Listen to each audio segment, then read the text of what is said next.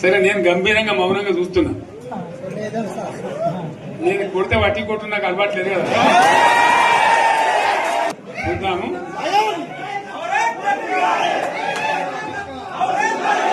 నా రోజులు కానీ అన్నట్టుగా నేను చూస్తా ఉన్నా. కానీ మనోళ్ళందరూ కూడా ప్రతిపాదిస్తుంది ఏంటంటే, ఒక సంవత్సరం జరిగిపోయింది, సంగమేశ్వర ఆన్నే పన్నది, బసవేశ్వర ఆన్నే పన్నది, పాలమూరు ఉత్పత్తుల పథకం ఆన్నే పన్నది, కాళేశ్వరం అట్లా ఎండబెడుతున్నారు, ఇవన్నీ అన్యాయాలని. కాబట్టి ఫిబ్రవరి నెలాఖరులో ఒక పెద్ద బహిరంగ సభ పెట్టాలి, మీరు కథ చూడాలి అని జరుగుతూ ఉంది.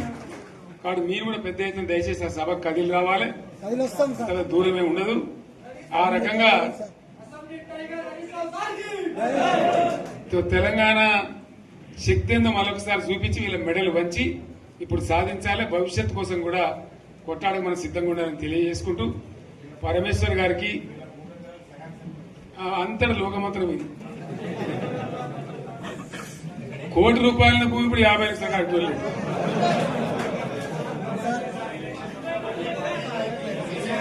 ఈ ఒక్కని బాధ ఒక ఆయన వచ్చింది, మన ఒక ఆయన ఒక 10 మంది వచ్చారు హైదరాబాద్కి. అందులోకి 2 ముస్లిం సోదరులు వచ్చారు. साहब सो तबाह हो गया, इफलासी मुफलसी बच्चों क्या दबे हो गया. तुम्हारा क्या हुआ बहन, तुम्हारा क्या हुआ, तुम हैदराबाद में तुम लोग हैं. मेरा कारोबार है साहब, मेरा छोटा मोटा कारोबार है, होटल भी है, 70% गिर गया अब. हर कोई पूछ रहे, हर कोई केसीआर को याद कर रहा है सामान. వాళ్ళు మాట్లాడుతున్నారు. ఎక్కడి ప్రతి ఒక్కరు భూముల ధరలు పోయినాయి, మన్ను పోయినాయి, మసాలా అన్ని పోయినాయి. ఎంత మంచిగా 4 ఎకరాల రైతు నేను 4 కోట్ల ఆసాగా అనుకుంటుండే, అంత ధీమా ఉంది, ఎంత బాగుండే. హైదరాబాద్ నుంచి అడిగితే కూడా వచ్చి మనం ఇవ్వకపోదాం భూములు, డిమాండ్ పెరగానే. అంత బ్రహ్మాండంగా మారుమూల ప్రాంతంలో కూడా 40 లక్షలు 50 లక్షలు ఎకరానికి ఉండే. అటువంటిది సగానికి సగం పడిపోయి మొత్తం నాశనం చేసింది. వీళ్ళు ఇట్లే వదిలిపెడితే ఇంకింత నాశనం అవుతుంది. కాబట్టి మనం కొట్లాడాల్సిందే. నేను ఇంకొక మాట మీకు చెప్తా.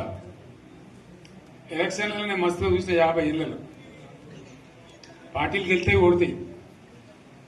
ఇంత మాయలు ఏడాది లోపలనే కాంగ్రెస్ పార్టీ దొరికితే కొడతాం రానంత గొప్పగా.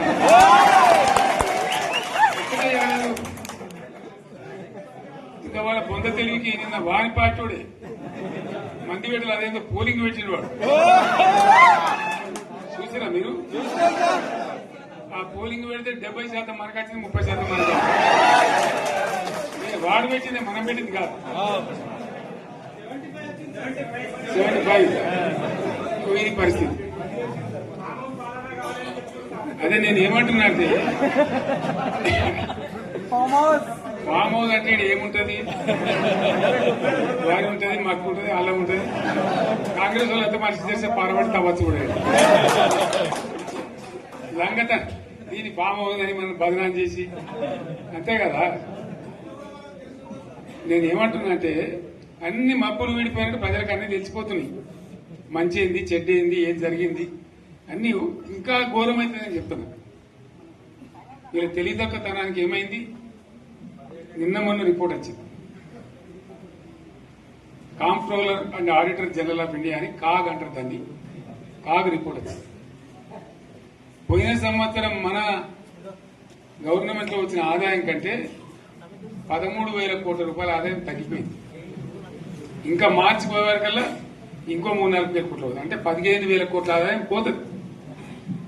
మన గవర్నమెంట్ ఉన్నప్పుడు ప్రతి ఏడాది 15,000 కోట్లు పెంచుకుంటూ పోయినండి, చెప్పేసుకుంటూ పోయింది. ఏడాది 10 నుంచి 15,000 కోట్ల ఆదాయం పెరిగేది మన టైంలో. అంత జాగ్రత్తగా మనం వ్యవహారం చేస్తాం. ఇలా ఉల్టా 15,000 కోట్లు పడిపోయింది. ఇంకా వాడేమిస్తాడుగా, ఇంకో ఇస్తారా? ఇంకో 4-5 నెలలైతే జీతాలే కష్టమైంది ఉంటుంది. అందరికి పెండింగ్ పెట్టి రిటైర్ అయిన దొరకలు పైసలు మీరు చూస్తారు కదా పేపర్లలో. సో ఆ విధంగా రాష్ట్ర ఆర్థిక పరిస్థితిని కూడా దివాలా తీయించారు. ఇవాళనేం కాదు, 100కు 100% ఇప్పటికే ప్రజల నిర్ణయానికి వచ్చారు. డెఫినెట్ గా రాబోయే గవర్నమెంట్ మనదే అని అనుమానం కూడా అవసరం లేదు.